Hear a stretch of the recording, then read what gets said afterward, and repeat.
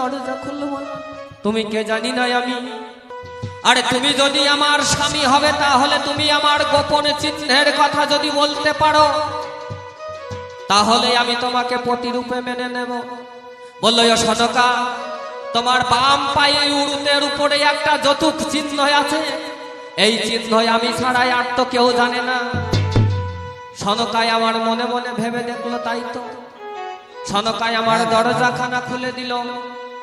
সনকা দরজাখানা খুলে দিয়ে দেখছে আমার প্রাণনাথের সর্বহারা হারিয়ে পাগলিনীর পাগলের বেশ ধরে আজ আমার ঘরে এসেছে।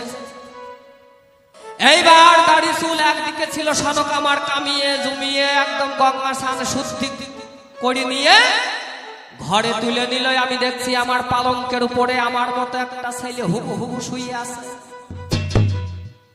আমি আর সাত পাঁচ জিজ্ঞাসা না করি দেখলাম আমারই হবে। আমি হস্তপত্র লিখে দিয়ে গিয়েছিলাম। আমি বললাম ও সনকা, এই বুঝি আমার সেই কোলের মানি?